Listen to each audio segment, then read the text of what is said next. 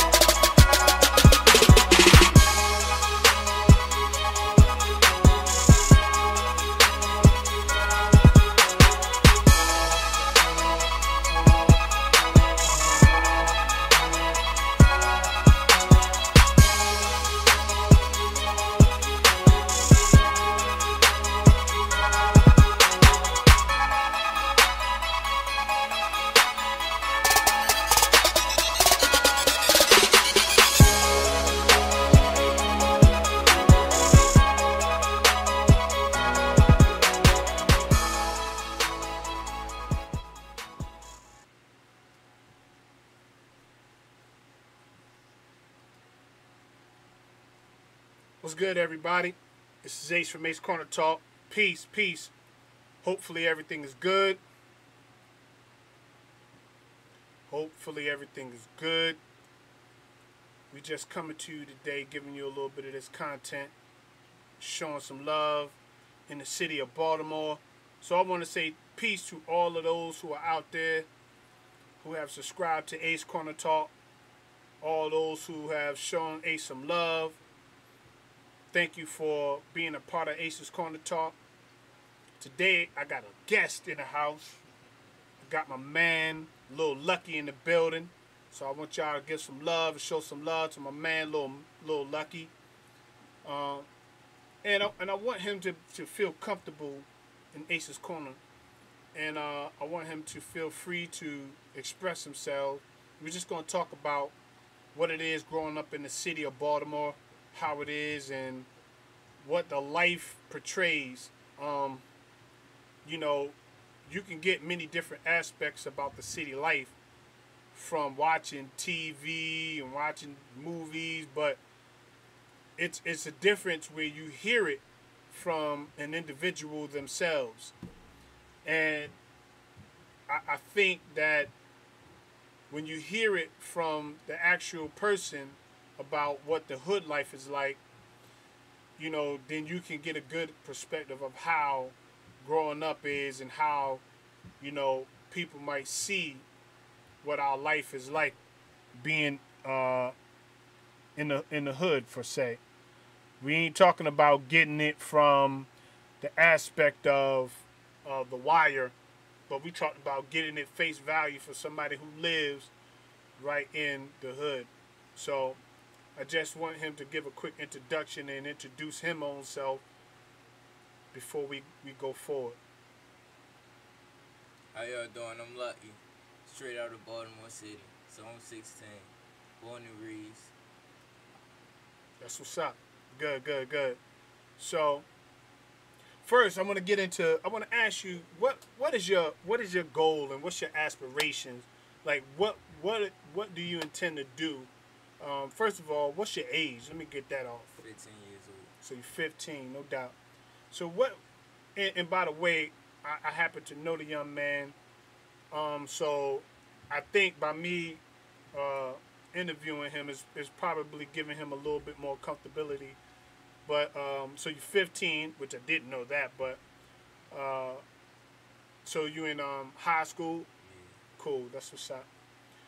I want to ask you, what is your goals in life? What is your goals after you get out of high school?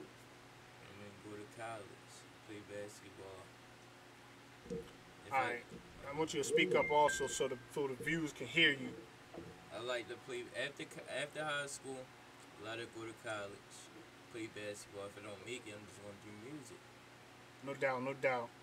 What about so you say basketball? What is your basketball career like? I mean, it's not like that. It's not like that. But I think I can get somewhere with it. Right.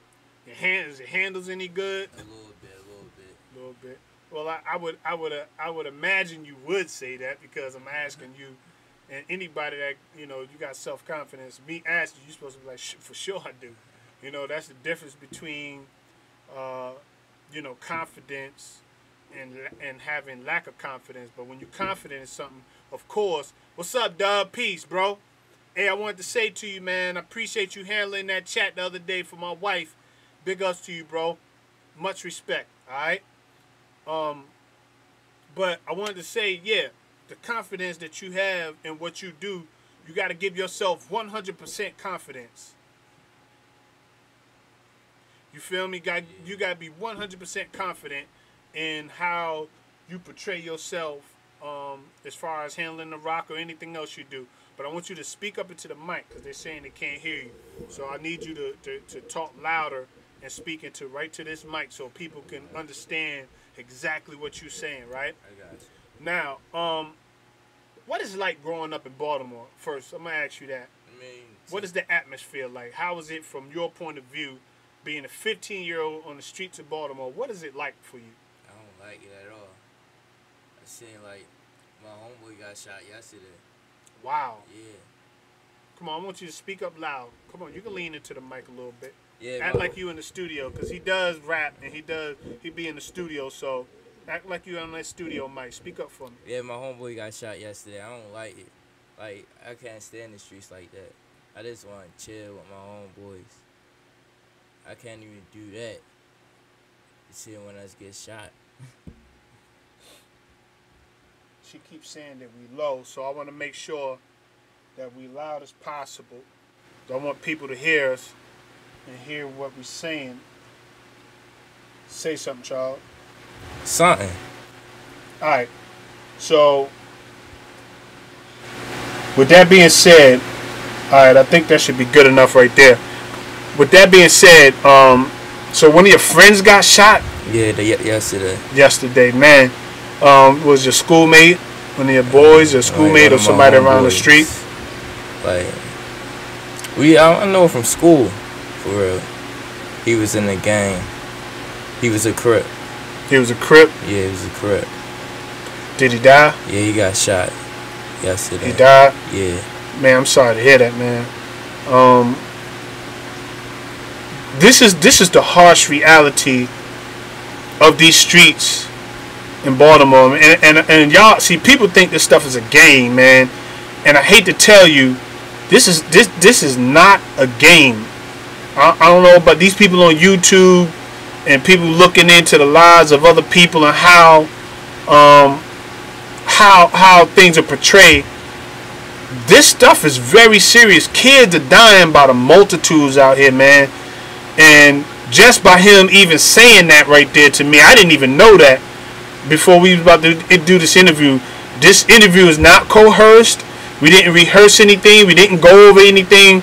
What I'm asking him is straight off the fly. This is just an interview straight off the fly. No kind of rehearsing in it. This is just straight from the dome. And just for him to even say he just lost his friend yesterday, man, that my heart goes out. I mean, it really goes out to you, man. And I want to say, how has that impacted you? Like, how do you deal with that? Like, what are you doing to deal with that? the loss of a friend? I'm just staying out the way now because he was only 15. 15, my age. Now for me, I gotta stay out the way. It can happen to me. Facts. Was it a retaliation thing? It probably was retaliation. So you think it was a retaliation for something that kind of occurred by him being a blood? Most likely it was a retaliation from some Crips or something. Yeah, Crips or whatnot. How does your mom interact as far as, you know, your everyday life? I mean, you know, do you have a lot of freedom? Are you able to do what you want to do? Is there limits to how you do what you do? Like, give me a little bit of your home life. You don't have to go into a whole lot of detail, but just kind of give me a little bit basis so my viewers and those who are listening can get an idea of what your everyday life is. I mean, I don't do what I want, but if I can't get it, then I'm just gonna do what I want. And I don't see my mother like that. Like, she be like working on and off. That's why I be out. Facts. Now, I wanted to share that with the people that are in the chat and that is listening. See, a lot of people don't understand, and I want to ask you a question. Is your mother a single mother? Yeah, no, not no more. Not no more. Okay, but basically, with her having to work, is there another like a boyfriend, stepfather? Okay, cool. But up until that point, you was pretty much by yourself with her and that type of thing, right? Yeah. Okay, but so I'm asking those questions to kind of like get an idea of the normal average child growing up in a city, how it is.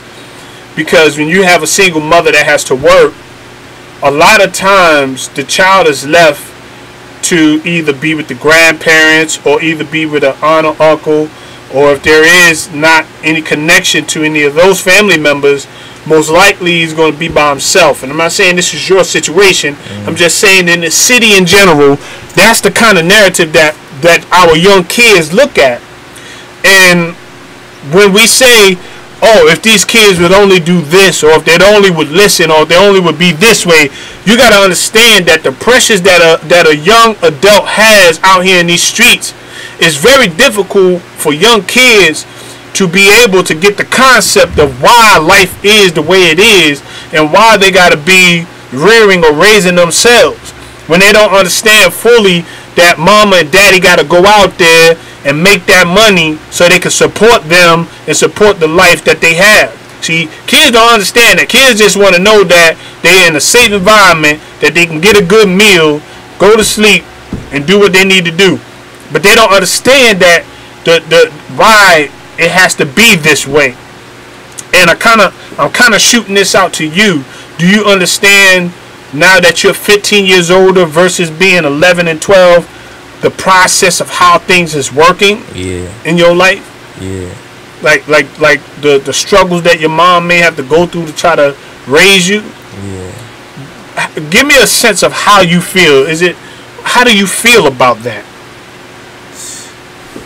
Give me your I didn't have no father figure in my life. Like, my father left me, and my mother was struggling. She had 3 boys, and plus me, and she found another man, like my stepfather. He's trying to do his best.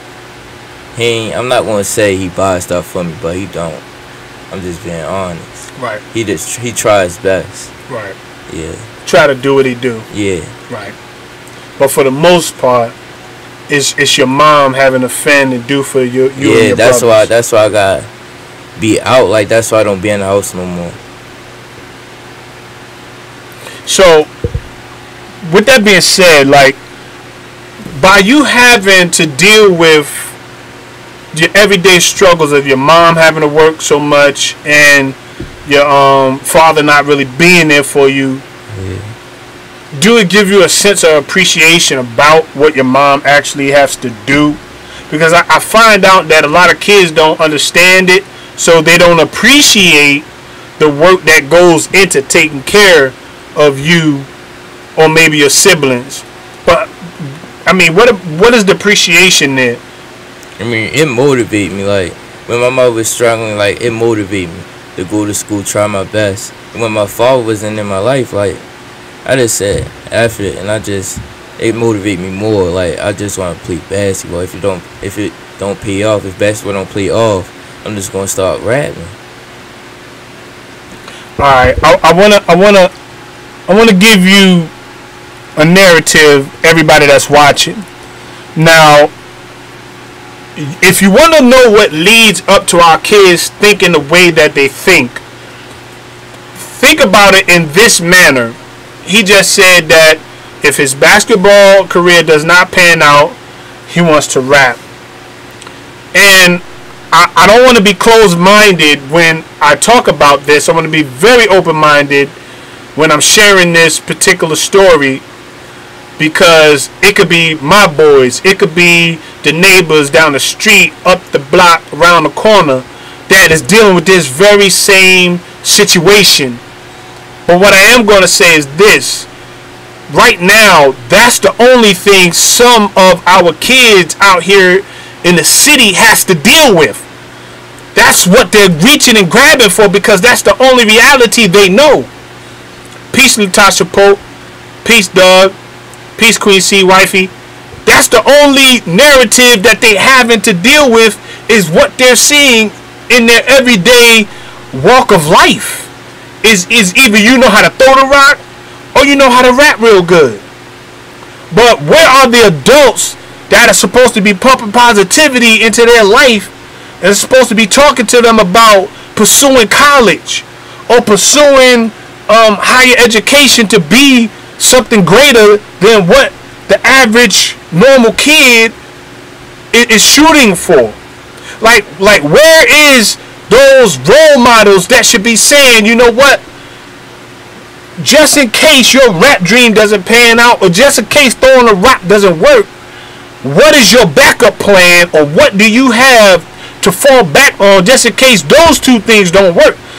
Because I realize that a lot of kids don't understand how this society works, because only a few selective can make it.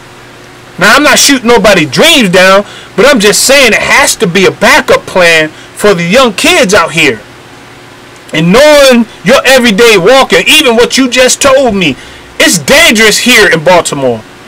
I'm going to tell you something. Statistically, Baltimore is more dangerous than Chicago. And I'm going to give you the facts. I'm going to give you the reasons why. The reason why Baltimore is more dangerous than Chicago, if you look at the amount of people that is in Baltimore and the amount of people that is in Chicago, the ratio shows that we have more killings, which is a greater ratio because of the amount of people. Now, say we only have close to, I don't pull the statistics up. If there's 1 million people in Chicago and there's only 700 and something murders per year, that ratio compared to, say that there's only close to 700 something thousand, or close to 500,000 in Baltimore, and we are having close to 300 to 400 murders a year, the ratio is much smaller, which would be much greater impact of killing. So meaning Baltimore would have the more killings due to the amount of people. So it's more dangerous in Baltimore than it would be in Chicago. But people don't see that or don't look at it like that. You got to look at the ratio and amount of people that's in the city, and then times that versus the amount of killing. That'll give you how dangerous and how much more killings occur. And Baltimore is more, the killings are more in Baltimore than it is in Chicago if you do the racial numbers. But I wanted to say, as hard as it is out here in these streets, you said your motivation is either playing ball or rapping. Yeah.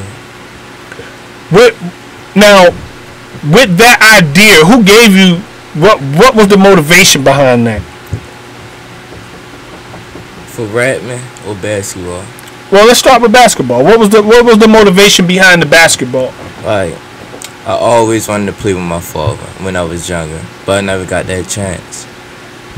When I got older, my family just fell apart. Like, December 31st, my cousin got killed. I never know.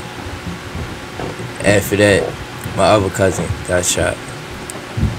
Then it just motivated me to be a basketball player. Ain't nothing in Baltimore for me. Like, I need to play basketball.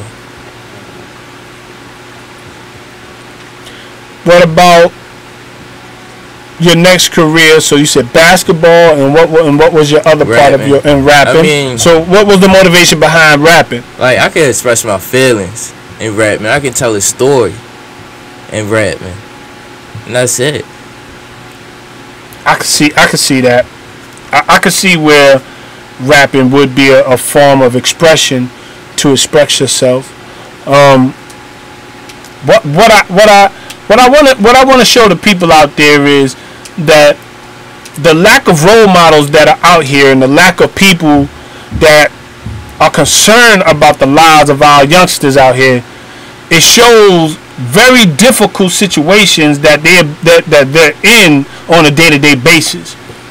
And as adults, we should be able to have more concern for our young men and our young women out here in these streets than we do. People will preach and rally that you know, power to the people and standing up for our people, but what about the babies out here? Now, how many people reached out to you to try to mentor you and to try to help you, other than myself? I only got one two mentors, actually. You and the mentor I got at school. Wow. So in your neighborhood, you don't have no mentors other than me. I consider myself a mentor, but other than me, in your neighborhood, you don't even have no mentors. No mentors. My father, like, I don't even talk to my father. I don't even know where he at. Like, no mentors. No mentor. And that's a sad, sad situation. People get on this YouTube, people get out here and they pump and talk about what they want to do for the community and how much they doing. But when you look at it deep down inside, this brother just said he don't even have no mentors in his neighborhood or nobody even dealing with him. Me, myself, and somebody in school is his mentor. Now, how sad is that? But we hear people talk about power to the people and they out there on these streets doing something good. But here it is. We got the brother right here, Young Lucky. How crazy is it? Lil Lucky out here and don't have his mentors, but we supposed to be out here bigging our kids up and doing something great for the kids. That's fact. And it's a sad situation. A 15-year-old got to fend for himself. He got to be out here mentoring, being mentored by the streets. Just lost his friend on yesterday who was in a gang. Which leads me to this next question. What led you from not being in a gang? I don't know. Was there any peer pressure about being in a gang? I mean, if I would have been in a gang, like, I would have been got killed. Like, I wouldn't know what to do. Yeah, that's it. I want you to speak up loud. I want everybody to get a clear picture of everything you're saying because it's very important. This will inspire some other adult. This will inspire some other person to go out there when the opportunity presents itself for you or for them to be, more keen to the youngsters on the streets and giving advice and mentoring and talking to them. So with the gangs and the things that Baltimore has to offer, and them getting younger gentlemen and younger dudes by the multitude, so it wasn't appealing to you. You just didn't want to be involved in it. What led you not to be in a gang? I didn't want to be involved in it because some gang members, they turn on each other. So you didn't feel like it was enough loyalty in it for you. Facts. Um, I'm gonna go on the limb and say that the statistics about the average person surviving in the hood, I don't know the ratio whether it's 5 to 10 or 6 to 10, but if I want to guess, I would say out of 10, there's probably 3 to 4 die within a month span here in Baltimore. I just want to put that out there. Maybe 3 to 4 kids die in a month span within Baltimore. Young teens. And what led me to interview Lil Lucky is I feel a certain passion and I feel a certain way when I see my young brothers walking on the streets but really having no direction and nowhere to go. And it kind of saddens me that he's in the predicament he's in, but still having the hopes and dreams to be a rapper or to throw that rock and make it. And I just want to say, man, I applaud you. I big you up, man. I applaud you for standing up and saying, you know what, the gang life ain't for me. I think that I could pursue my dreams and hopes in something different rather than taking the role or trying to portray a role that potentially you might not be, because busting them guns, you got to be about that life. Yeah. You got to be willing to say you're going to die, because basically that's what you're doing. You're setting yourself up to get killed. I mean, that's just the normal facts about it. And the mere fact that you're not trying to put on a role for people, and the mere fact that you're not trying to say, I want to be a gang member because it's cool, but you're being an individual saying that life is not for me, I applaud you, man. I really do. I really applaud you. I want to ask this question. What in me do you see as a role model? And I'm not boasting or bigging myself up, but I never asked this question, but it's a good question to ask. What do you see in me as a role model? I mean, just be very honest and loud and clear. Like a mentor, like you could tell me like what I can do and what not to do. Like you will say it in a not in a mean way, but you're not talking down on me. You just want to speak facts. Yeah, that's why I like you as a mentor. All right, cool, no doubt. All right. What about how do you see my boy's life? What? I mean, no, to be honest. I mean, we just strictly honest here, because this is not scripted. We ain't got no pad and pencil. I'm asking you questions off the fly because I'm asking you this for my own personal reasons, because it's good to also know how the younger kids out here see Ace on the streets. So I just definitely want to ask you that question. Be honest with me, you know. I love him like a brother. I love him like a brother. Like, we grew up together. Yeah, I love him like a brother. Just the stuff we doing now at the age of 15 to 16. Got the studio, clothing line coming out soon. Yeah. Alright. Now, my next question. Now, you can either answer this or you can opt out to answer. What's up, Megalodon? Peace to you, brother. When it comes to drugs and peer pressure, is it very difficult to refrain from using drugs and stuff like that, drinking drugs and all that stuff? I mean, how is that pressure or that peer pressure in your life with friends and people who may do it? I mean, I don't be around a lot of people who smoke, like, do drugs. Like, I be around people who sell drugs, but I just don't entertain it. Facts. Okay, that's what's up. I think that the more we shed light on the inner city and what our kids are involved in, I think the greater impact we will have on reaching them. You know, I don't have Lil Lucky on here to publicize his life and to put his business out there. I have him on here to give a perspective about what it is growing up in Baltimore and being on these streets. And if you're just coming in the chat, like he said, a little while ago, he just lost one of his good friends yesterday, who was actually in a gang, to violence. He just lost his friend yesterday. So, you know, I just want to say to you again, my condolences to your loss with losing your friend. I know what that feels like because I've lost a friend and actually had him die right in my arms. So I know what it is to lose a friend that might be dear to you.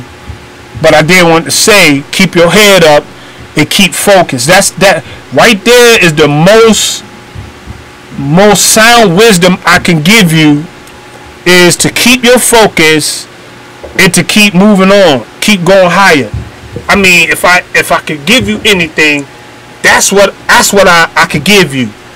You feel me? Keep your focus and keep moving on, because at the end of the day, the majority of the people you growing up with, you might supersede them and you might outgrow them. And I'm only saying this because of my own experiences in life. I'm much older than you, and I can give you this wisdom. Half of the people I grew up with, I outgrew them because my mind state changed. And while they're still stuck on doing the same thing they did when we was teenagers, I outgrew them, and I was reaching for greater things in life. Because when I was 22 and 23 and 24 years old, I was owning 3 homes. You understand? And holding down a job and cutting in a barbershop and all of that at once. I was doing all of that because I thought big. I had to leave a lot of the foolishness alone and leave a lot of the people that wasn't trying to do nothing with their life alone. See, because I grew up, I was selling dope. I was in the streets, toting guns and did all that stuff. But I had to outgrow that. If I wanted to survive and if I wanted to be an example for my boys, I had to outgrow that at some point. I just couldn't continue to live that way because I knew I wasn't going to make it. I had 5 friends that was very, very close to me die tragically. 5 good friends of mine. And when I say they died tragically, they died tragically. These are people who, when we was younger, they stayed over my crib, ate all my cereal. You know, they called my mother their moms. 5 good friends of mine died in a tragic way, man. I will never, never forget that. It's like embedded in me. And that's why I had to change my life, because I understood that I could potentially be a statistic out here. And I want to say to you, brother, I want to say to you, young man, don't be a statistic. I went to the Cease Fire rally, and they called off over 200 and something names, man. You know how sad that was? My wife was in tears. I was tearing up to hear them calling them names off of young men that died tragically under the hands of violence. That's sad, man. And it hurt my heart to hear those names being called off and the mothers in there crying about about their sons and their nephews being killed under the hands of violence.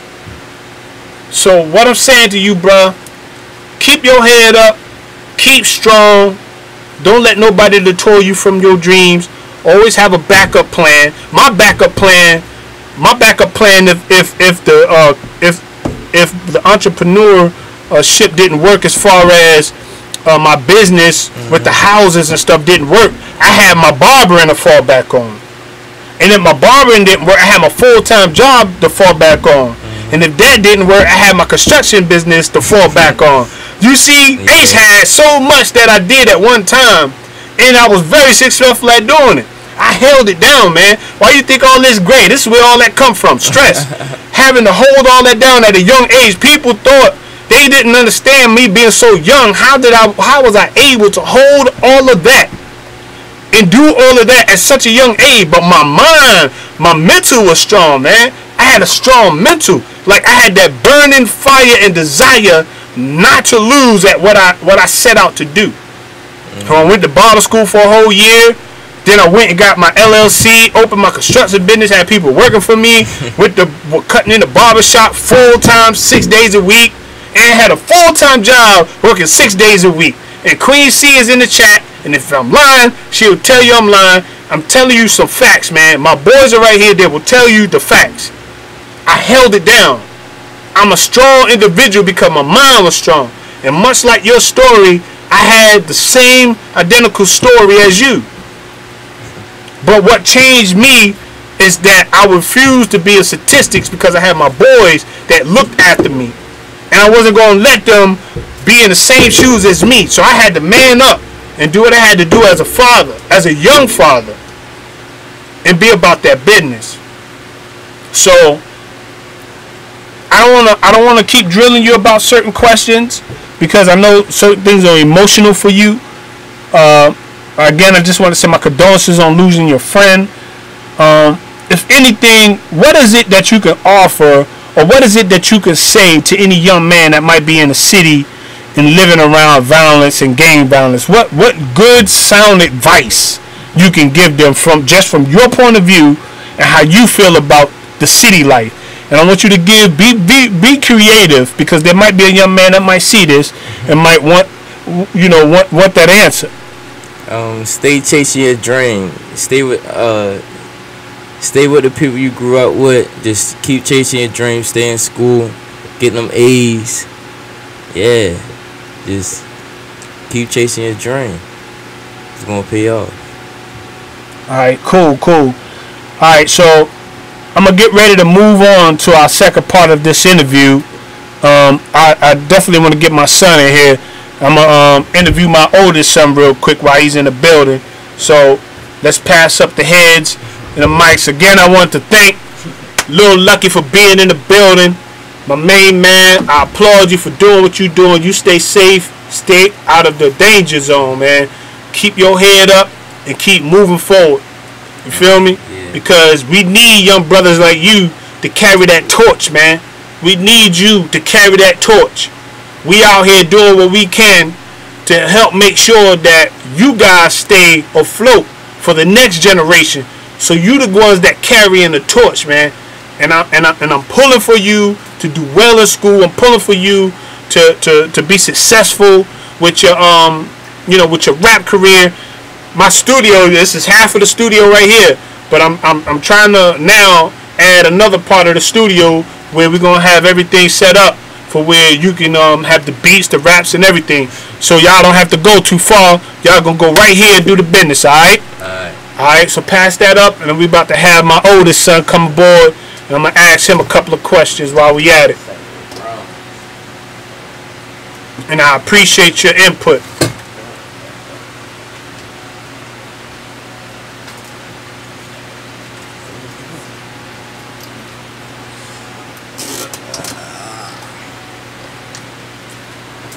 Alright. What's good, everybody? This is my oldest son. Got him in the building. So this is Junior. That's all we gonna say. This Junior, and I just want him to kind of like debrief us about the city life from his aspect. Now, my son is a good kid. You know what I mean? Good grades, going to school, doing his thing. You know, a pretty boy. You know, but I want y'all, don't use drugs. You know, he about that life. So I just want you to give a perspective. How you feel about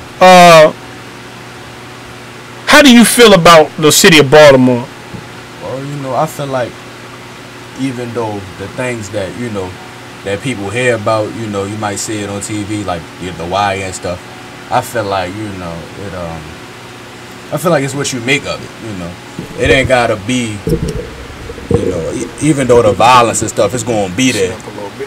Even though the violence and stuff gonna be there, you ain't gotta, you don't have to feed into the stereotypes and stuff. I'm nothing like, what people try to make it seem like it is in Baltimore. Do you now being raised with two parents, how does that feel to you? Because I know the story about a lot of kids is that they're not raised with being in a two-family home. I just want to say this. My son, I'm all he know. You understand what I'm saying? I'm there from the beginning. When he came out the womb, cutting the cord, spanking him on the butt, everything, I'm there from the beginning. So my son, I'm all he knows. And I pride myself on that because I didn't have that opportunity. But I was so determined, because me not having that opportunity, I was going to make sure that my sons will never be and never have that feeling to know what it feels like not to have me. If God's speed and God willing, I'm going to continue to be in their life for as long as God will allow me to on this earth to be in their life. But I wanted them to have a fair chance at life, considering how dangerous it's starting to get, or how dangerous it actually is out here. I wanted them to have a successful life and to have the best advantage that they could have at succeeding at what they intend to do, or whatever it is they want to do. So I'm asking you, what are some of the goals that you have? Well, you know, my goals. Speaking to this mic, son. Well, what I want to do is, you know, I want to be able to get to a point where I can employ myself. You know, I don't gotta depend on nobody. I want to get to a point where, you know, I can like be able to build myself up into a certain status where like I'm employing myself, like CEO status. Like that's me. That's what I want to do.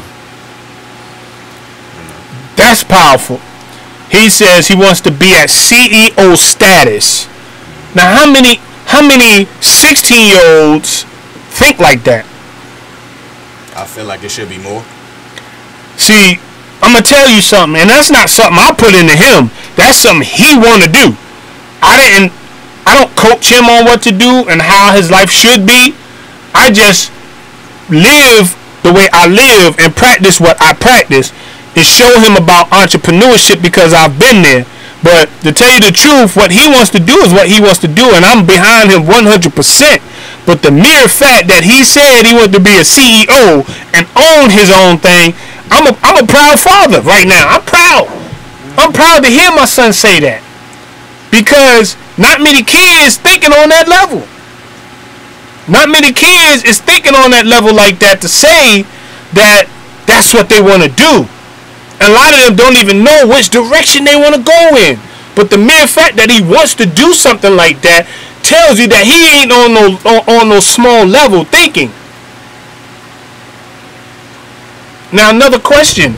Now out here, what's up Black Beauty? What's up Megalodon? Peace to all of y'all. These are all the people that's in the chat. You see all of that right there? That's all the people that's in the chat. So feel free to big them up, say what you want.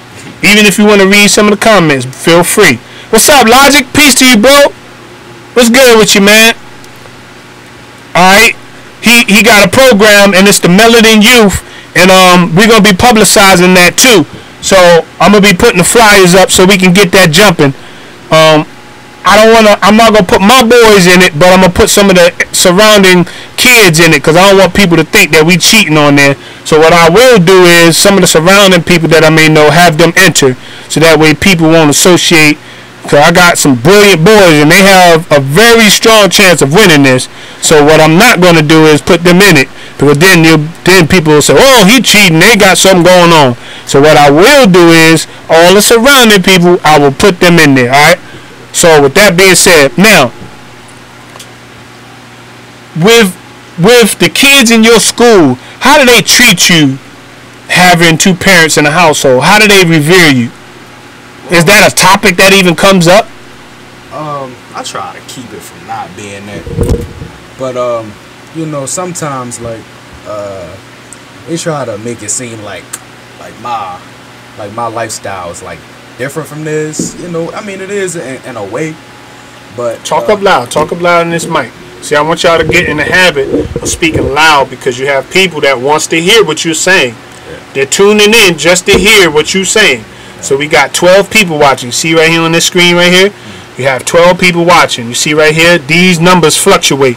So people coming in and out of this chat, in and out of this live stream, just to see what we talking about and just to see what you have to talk about. So I want you to speak up loud into this mic so they can hear everything you saying. There might be some young man or some mother might want their child to look at this. So I want you to speak loud. Okay, well, so my question was, how do the kids in school revere you having two parents? Is that a topic that even comes up, or Nah, it's not really. It don't really come up much, but you know, where like sometimes like when they want me to relate to certain things like about them growing up, like I don't really relate to everything, you know. So I just tell them that off the jump, and it's like it's almost like a whoa, like it's a like really, you know. And I feel like it shouldn't be that, but that's what it is. You know? I remember there was a time when I came to school that you had some trouble with some kids because they were jealous of you. Yeah. Do you still face that being in high school, the jealousy? Because I'm very active in my son's lives. I want y'all to know that. Play ball with them. You know, we do things together. Like, I'm very, very active when I'm not tied up with the other stuff, but I'm very active in their life, and I try to make time for them as much as possible. So I think a lot of times kids see that, and by them not having that, they might feel some kind of way. So, do you still run into that a little bit? Well, I feel like it's quieter now. Ain't nobody like in my face about it, you know, no more. I feel like, you know, it's always gonna be jealousy, especially the more I like, you know, I shine. You know, the more I shine, you know, I just can't stop just because people hating on me. That's never gonna stop. I'm gonna keep shining on you. That's just how I feel. Right. I know if you got anything that you would want to say to your mother, what would that be? I want to say to my mother. Speaking to that mic. About anything? Yeah, what would it be?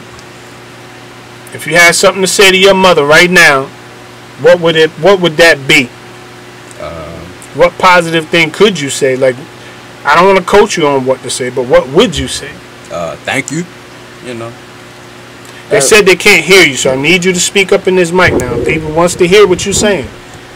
I would say thank you. You know, just for you know, I know, even though it's you know, it could be like a little hard sometimes. She could be hard on me. You know, I just appreciate the fact that they care. My parents care.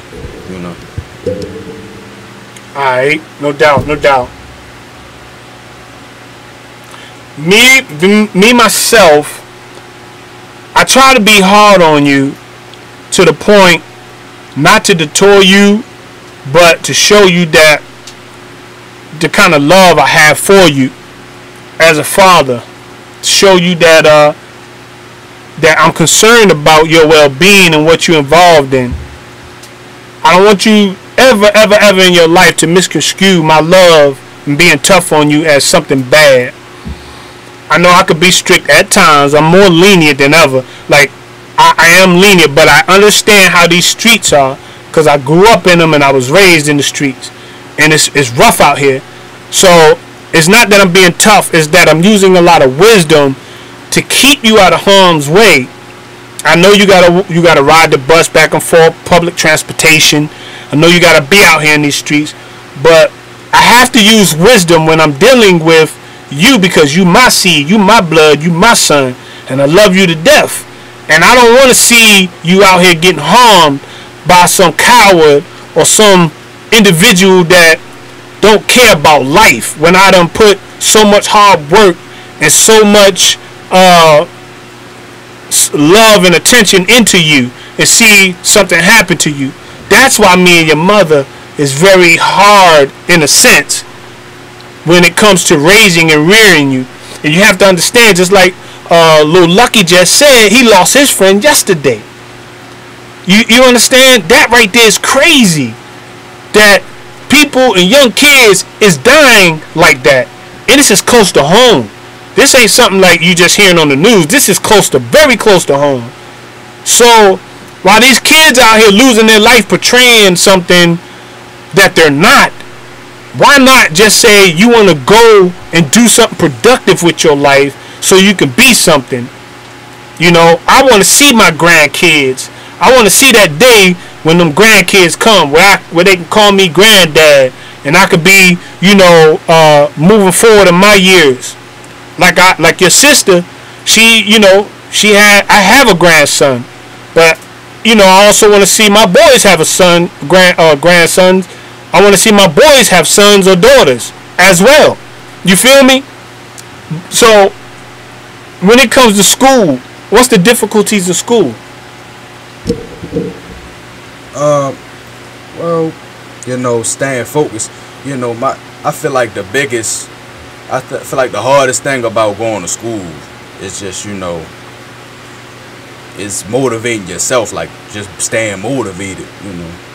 I had problems with focusing at times, so I gotta keep myself together.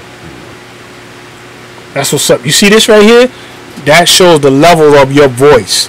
Yeah. Now you see how my voice protrudes all the way where it just. That's what I want you to put. Let your voice, because you got a deep voice, but when you talk soft, it only goes right about here. So if you speak up just a little bit, it'll go all the way there. All right, just to make sure. Now you see that? See how it went up? Okay. That's what I need for you to do, so that way people can hear you. All right, go ahead. Yeah. I feel like when you go into school, like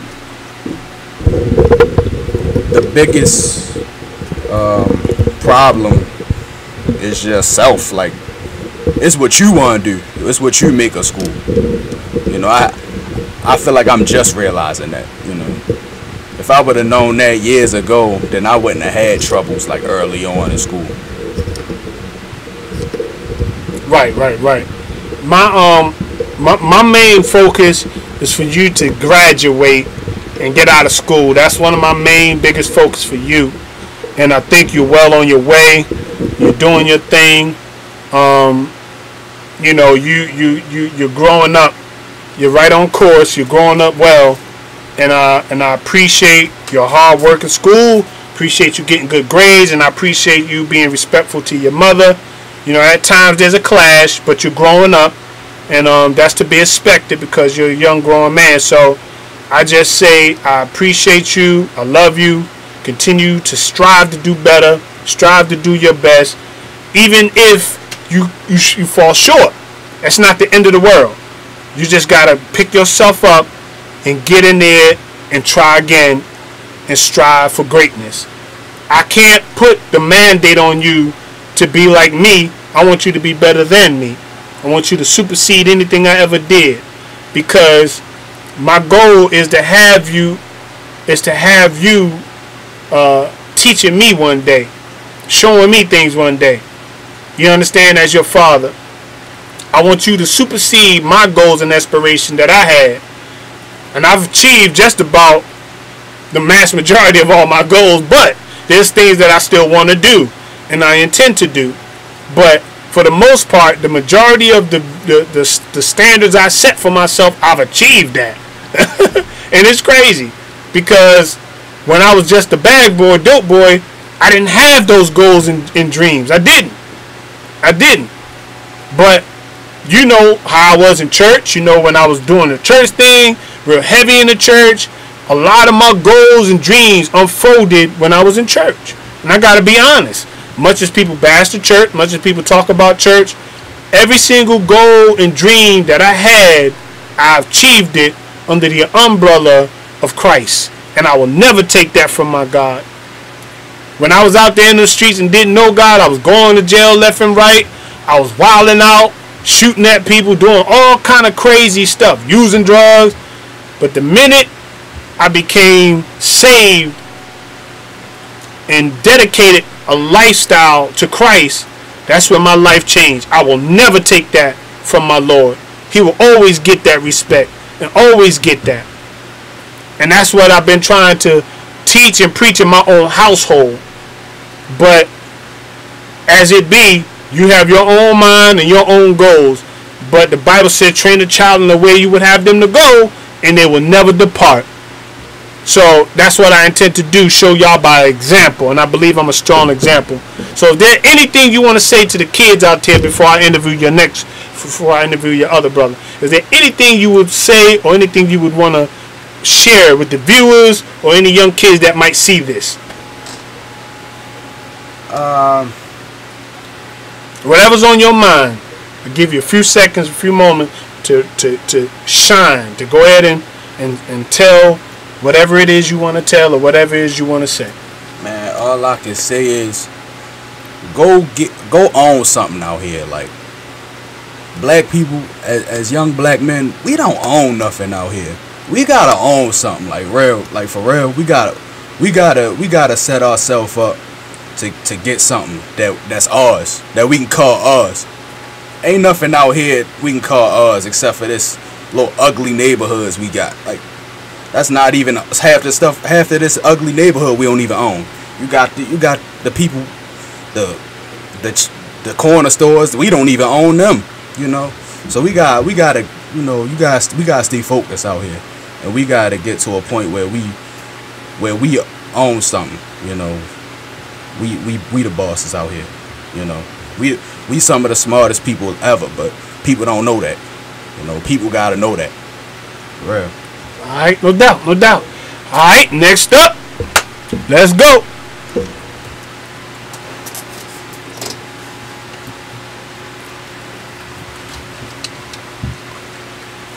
All right, peace. We got Lil D in the house. What's good? Say hey to everybody. What's up? All right. So, what is it like growing up in this household? It's been Sit amazing. back just a little bit and speak up loud for everybody. It's been amazing. Just watching my father. He do good things for us. Watching my mom, he take care of my mom, take care of my brothers. So, even chopping in with Lil Lucky. You know what I'm saying? Here and there. I'm proud to be, his son. Man. No doubt. I appreciate that. Love you much.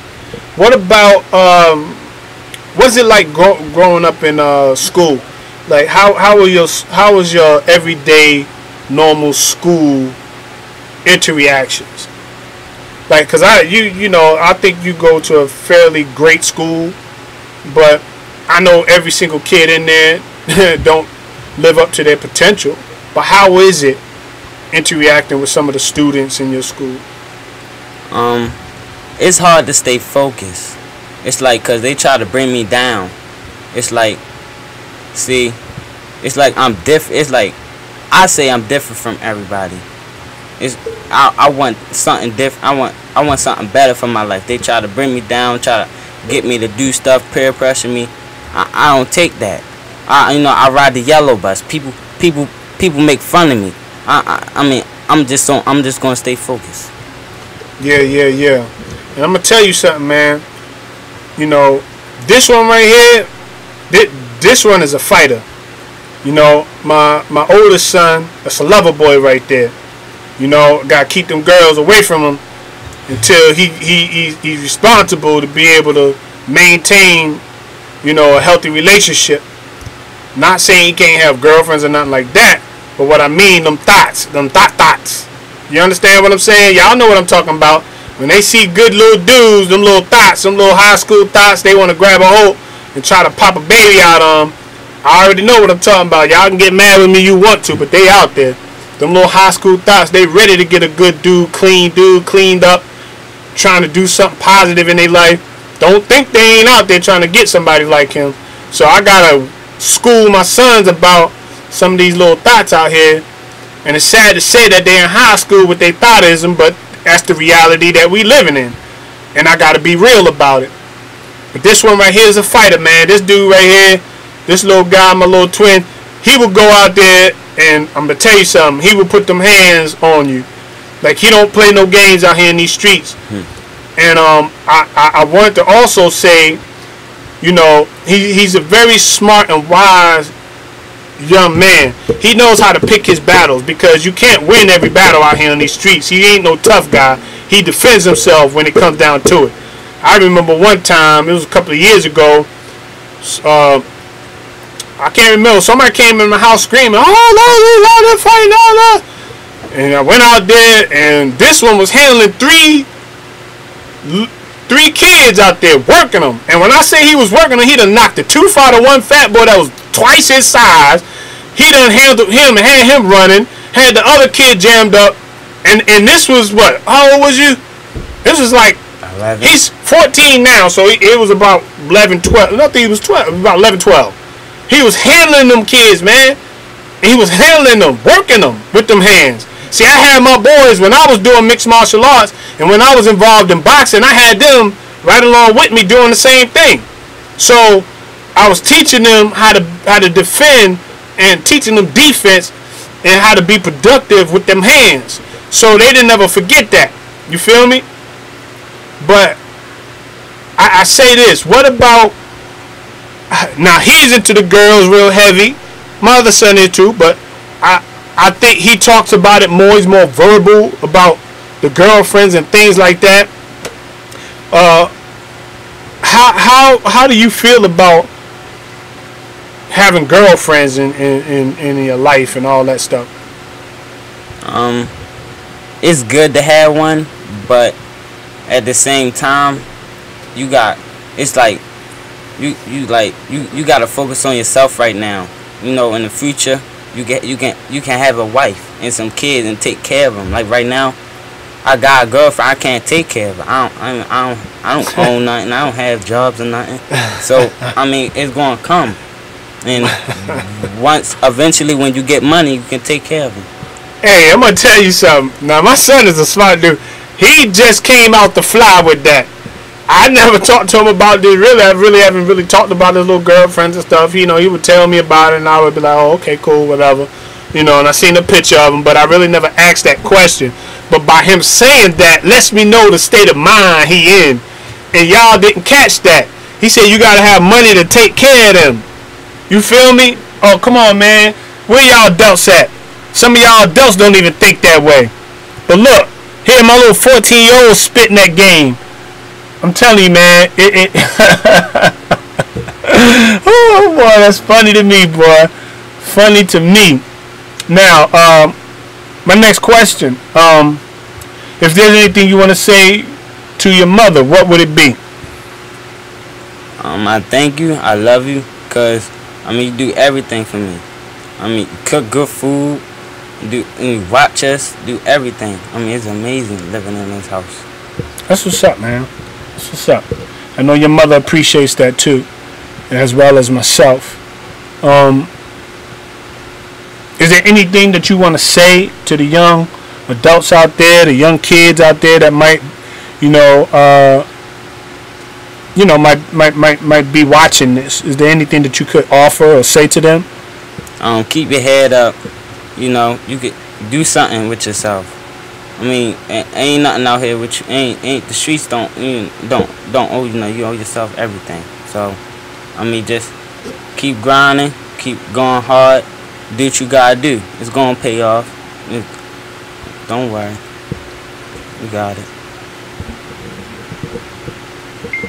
All right, I'm gonna read one of the chats. T-Duck, he says, best thing you can do for her is not having money, but staying true to your plan.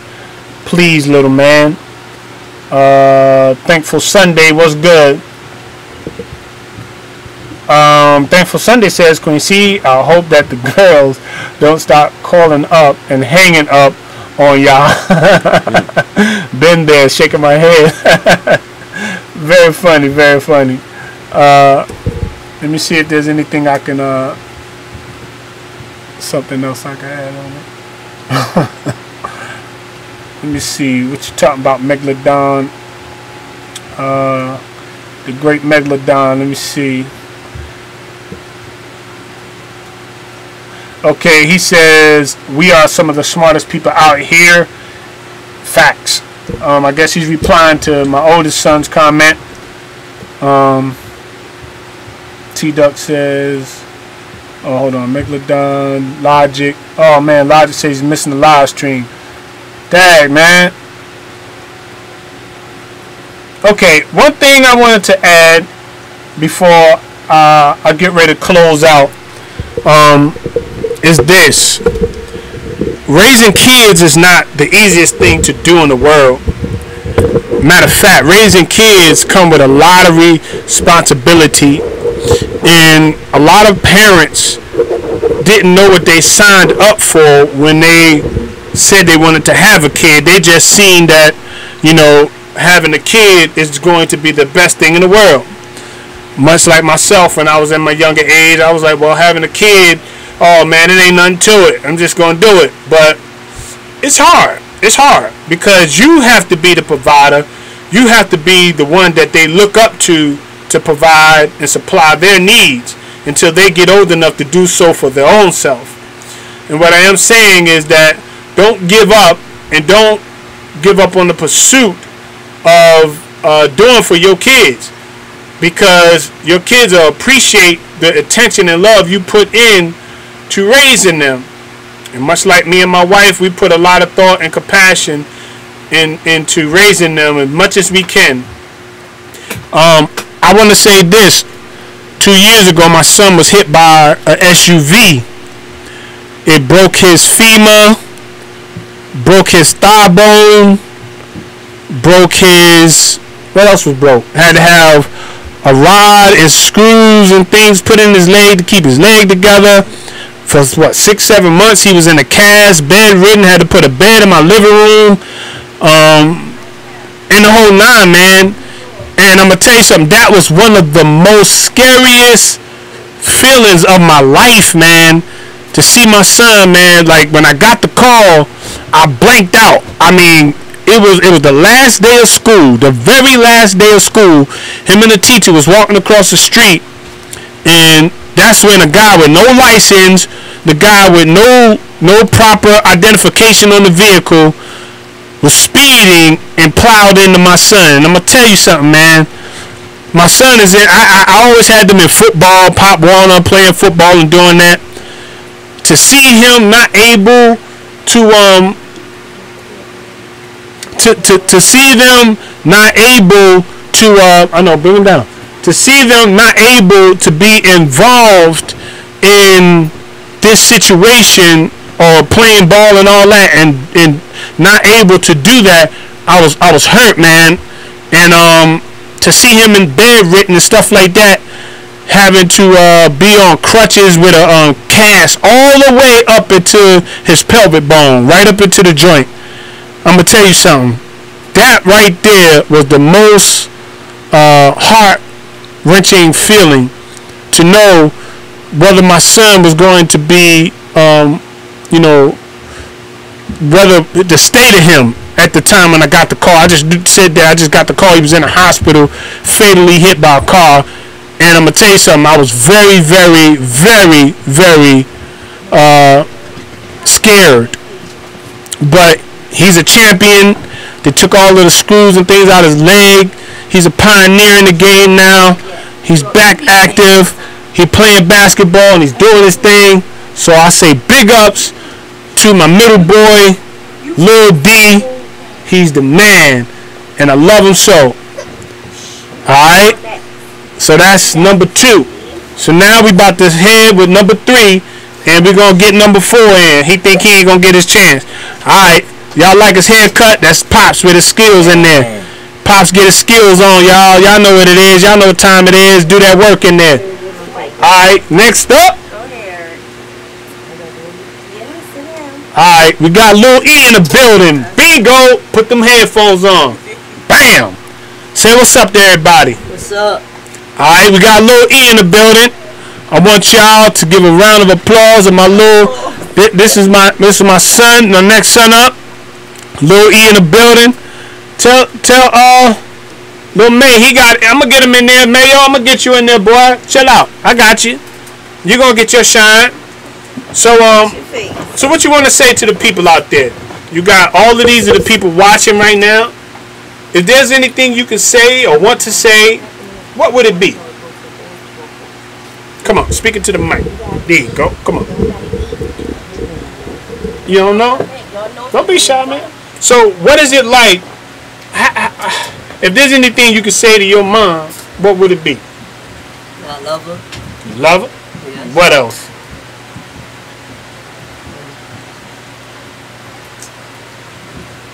I love her, and thank you for helping me. Alright, cool. Yeah, they can. But you guys lean forward so you can speak into this mic. So what about school? How was school for you? How do you like school? It's great. Speak up. Come on, lean forward. It's great. It's great. So what are your goals for this year? And what are your plans? To get all good grades and to pass 9th grade. Bet. Fact. So you want to pass 9th grade? Yes. That's what's up. Now, I wanted to share this with. Hold on, Mason Poopy. We're gonna get you in a second, all right? One at a time. So I wanted to share this with those who are watching and listening. This is my son Eric. He's been with me, a part of my family, since he was 3.5 years old. I adopted Eric when he was 7 years old, and now Eric is 14 years old. And I wanted to say to this young man, I wanted to say I love you. You know, I want to see you do well, man. I want to see you graduate. Eric came to my household with a lot of issues. Little E came with a lot of issues and problems. And he's tried his best to work through those issues. See, a lot of people don't understand when you have a child that has needs that need to be met. People don't understand the kind of stress that parents might be under. And to simply say, I give him a lot of credit for trying to want to do better in life as a young man. When he was 2 and 3, he was heavily abused. He was burnt with cigarettes, locked in a closet. There was so much things that was done to this young man before I got him that I wouldn't have wished it on my worst enemy. And when I first got him, it was so hard to deal with his actual needs because I was a young family. I had a young family at the time, and his needs were superseding what we felt we can give him at the time. But I'm gonna tell you something, man. We've grown to love him and said we're gonna fight for him and fight to get him all the help he can get and to help him in any way we can to see him grow. And I want him to know that we didn't give up on you when it got hard. We chose to keep you under the umbrella of this family because we love you, man. And I hope someday you'll look back and learn to appreciate me and your mother for what we've done for you and how we have fought for you surviving. You understand? When everybody gave up on you. That's how much we love you. It don't matter your color. It don't matter your needs. Me and your mother love you very dearly. And we pray and hope that as time goes on, you will be very productive out here in society. You know, he takes medicine and medication every day. He takes 4 or 5? No, just 2. Now he's down to 2, but he took a lot more than that. 5. Took 5, but now he's down to 2. And he's getting better with the behavior problems and things like that are starting to work out. So we have high hopes for him. We love him unconditionally. What my boys get, he get. The same discipline they get, he get. Everything is equal down the board. And that's how my parenting skills, and that's how I have to do him and any of my other boys in the household.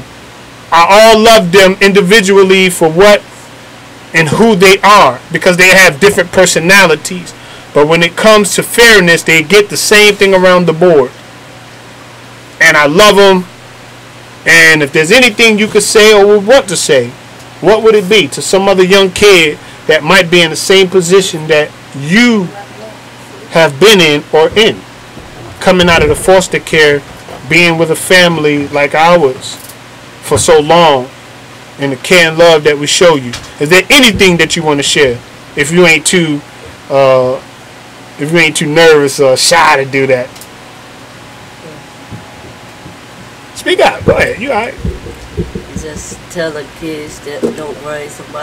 Some people might pick you up if you Come on, sit forward. Sit forward so they can hear you.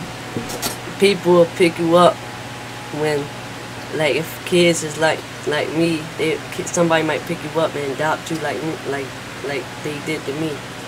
Right. No doubt. And I'm going to tell you something. He's a special young man. Very smart. Very brilliant. Very good in school and things like that. As long as he keeps his focus, I'm telling you, he's A1. And he knows how to use his hands and put things together. That's real crafty, you know. That's real crafty. They say they can't hear you, so I want you to make sure every time when you're speaking up, you gotta speak up loud. See how my voice protrudes on these lines right there? See how my voice goes up? So I want you to speak up loud so they can hear you, because they're interested in knowing what you have to say. All right. Now, looking back, since you've been with us and since you've been in my care, since you had the opportunity to be raised up with your brothers, how has that been? I mean, what's that like? It's like, come on, speak up. It's like a change to me because it was helpful what they did to me. No doubt, no doubt. He's very nervous, y'all. So yeah, he's very nervous. But if there's anything else you want to say before I let you go, because we got one more to come up. Yeah. Sure, that's it? Yeah. That's all you got to say? Yeah. All right, hold tight. So I want to thank my next from the oldest, Eric, Lil C, for coming on here. Lil E, I mean, for coming on here, giving his point of view and what it's like being in the Aces and the Holes family household. They said you good, Lil E. Look, Thankful Sunday said you good, Lil E. See it right there? All right, you want to read out one of the chats? Or you scared or what? You see what that say? You want to read that out right there? You want to read that out loud and clear? This one right here. You see what that say? Yeah. All right, read that out loud. What that say? T-Duck 415. All right, speak it to the mic now. You ain't got your glasses. I hope you can see it. Go ahead. Read it real loud. T-Duck 415. Now, what he say? Lil E, go for the PhD. What's stopping you, bruh? All right, that was addressed to you. So that's T-Duck 415. He says, Little E, go for the PhD. What's stopping you, bruh?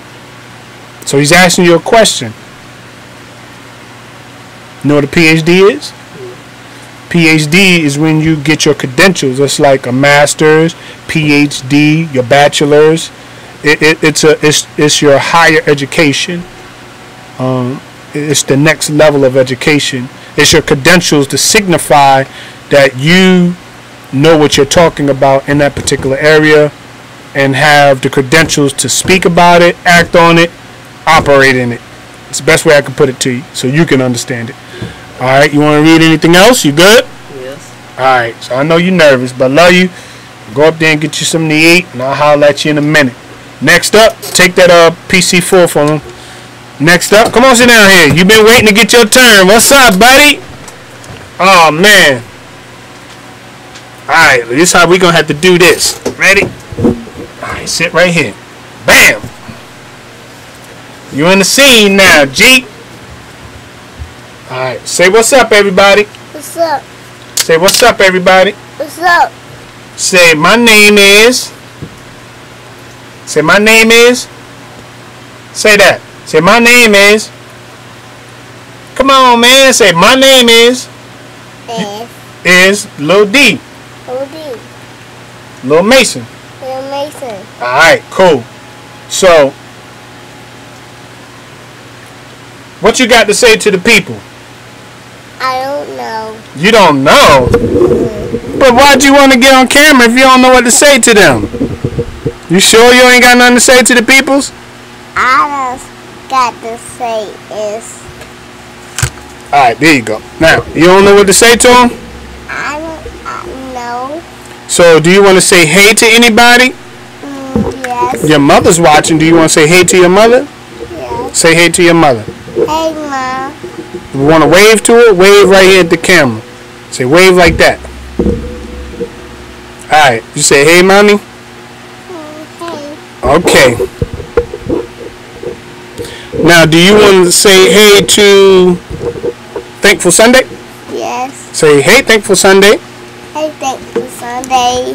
Okay. Say, you want to say hey to T-Duck 415? Yes. Say hey, T-Duck 415. Hey, T-Duck 415. 415. 415. No doubt. No doubt. Say hey to Megalodon 415. Hey to Megalodon 415. Megalodon Megalodon 415. 415. Okay, good. All right. If you want to say hey to Logic, Yes. say Logic. Hey Logic. Say hey Logic.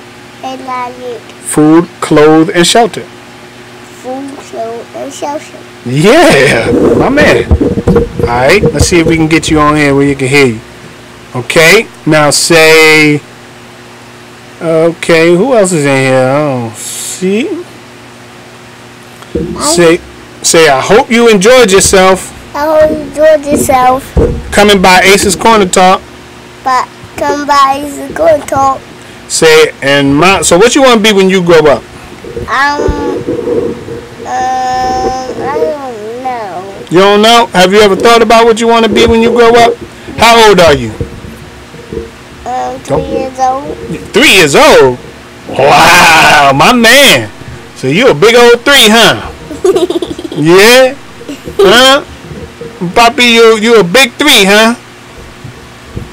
What is this right here? That goes to the microphone, man.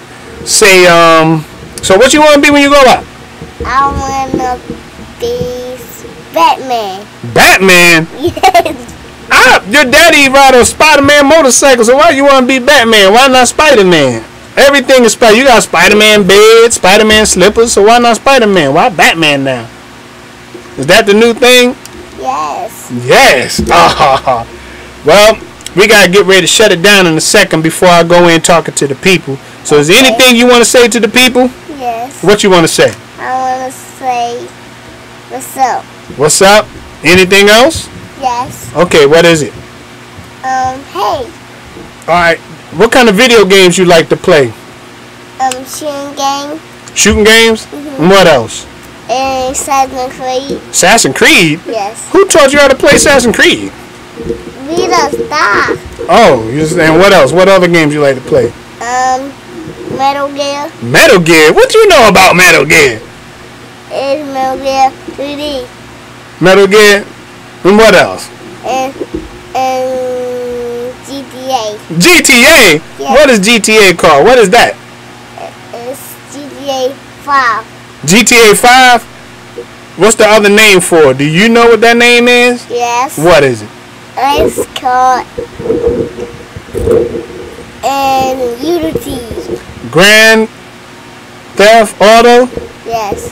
GTA, that's the abbreviations for it. GTA, but it's called Grand Theft Auto. What you like about that game? We just die. You just die. Yes. And what else you do?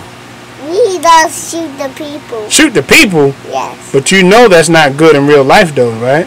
Yes. Alright, you gotta make sure that's not a good thing to do in real life. That's just video games, okay? Yeah. It's all entertainment and fun for video games, not real life. Okay? Okay. Daddy don't teach that. You can't be going around shooting people in real life. It's all nothing but for video games, okay? You gotta love your family, you gotta love your fellow brothers, you gotta love your neighbors, okay? Okay. Alright? Okay. You wanna say anything else before we go? Yes. What is it? Oh, I gotta read that out. Oh, you wanna read that out? Alright, cool. Alright, what does that say right there? What is that letter right there? M. Exactly. And what is that? E. That's right. Now what is that? I'm gonna move the cursor. Can you see it? Now what's that letter? M. No, this one right here. I'm not pointing to that one. That one. See that? Yeah. What is that letter? And G. That's right. And what is that letter? It means it's bridge. Alright, what is that one? It's G. And no, this one right here. You see that? What is that letter? G. I got big fingers. I'm pointing to this one. The last one right there. What's that letter? It's G. No, no, that's not a G. M. What's the first letter of the alphabet? M. No, the first letter of the alphabet. The Don't guess. You know what it is. You say it every day. What is it? T. No. It starts like this. A. There you go. That spells megla. Alright? Yes. And what's that right there? M. No. Right here, baby. Look. Right here. You see that? What's that? D. D. O. O. N. Megalodon. Yes. Okay. So say I see all y'all later. Thank you for tuning in to Ace's Corner Talk. Okay. Now you gotta go play video games Yes. and go eat. Yes. Alright, love you. Thank you for being interviewed, okay? Okay. Okay. Lock the door when you go back upstairs, okay?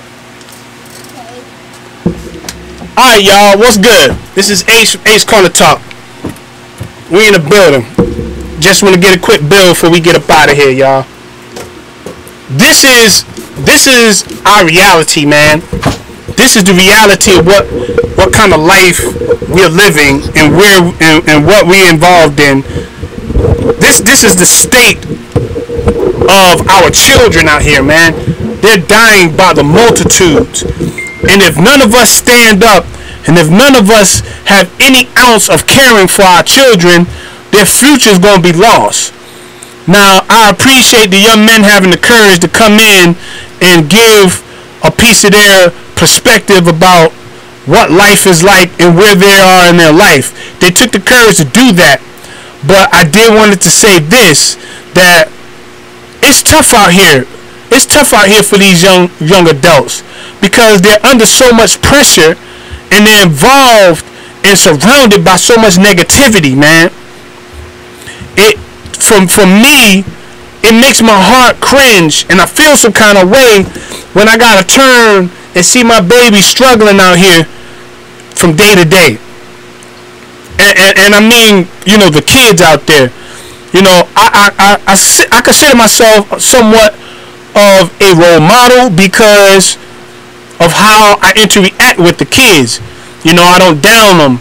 I don't speak at them. I speak to them and share life experiences.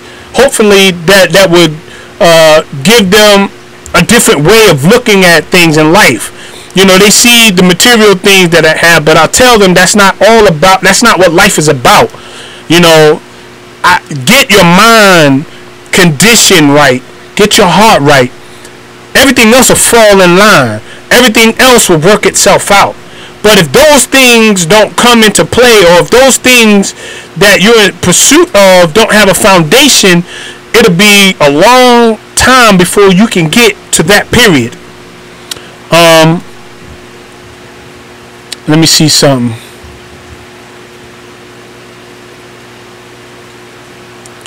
All right. Thankful Sunday. In Megalodon. Hold on.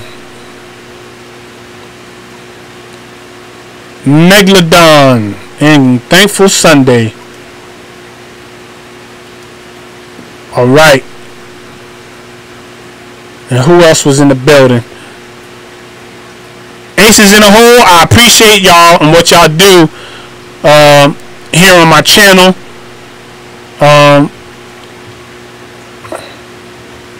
You feel me? So I appreciate all the love that y'all share with in Aces in the Hole. So I want y'all to continue to help me out as I continue to build this channel, because it's not just mine, but it's yours also.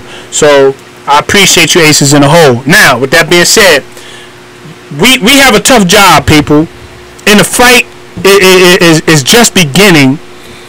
And knowing the narrative of how this government is and how Trump and all of these administrators are doing what they're doing, it's about to get even worse out here.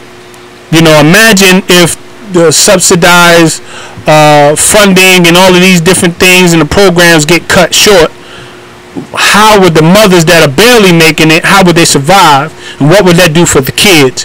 See, these are things we need to talk about, and these are things we need to look at. You know, I don't agree it being a crutch, but I do agree that if there's some help that's needed, I think careful observation should be put into place also with the proper care and the proper help. I think that's needed. and before they do what they do or take the course of action they're trying to take, and then have better programs that would assist people on getting jobs and better jobs to help them support their families. But we have a tough job, and I believe if we continue to come together to address these issues, to shed light on them, that will bring an awareness to the people that are out there that might be on the verge or wanting to help, to just say, you know what, in spite of how that young man looks with his pants down, I still give them the attention and the love and the nourishment that they might not be getting. I'll go out on a limb to do it, because you might be the very only person that would give them that.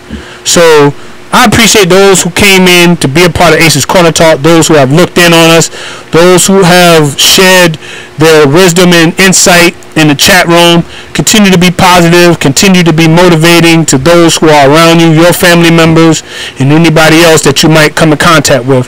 As I always like to say and close out with, I appreciate you taking a small bit of your day and a piece of your day to be a part of Ace's Corner Talk.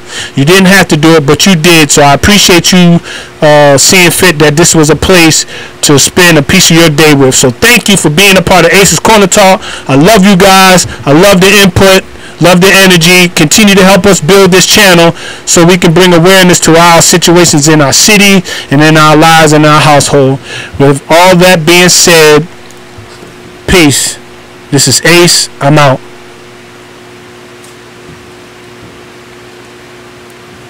Building family structures, making our families better, and continuing to allow everything that we do to grow. That's what we about, people. And we're going to keep moving with that energy. We're going to keep moving with all of that energy. We're going to keep moving with all of that we intend to do. And as long as we continue to do that, nothing going to stop us, y'all. Nothing's going to stop us. All the way to the top. That's where we intend to go. No doubt.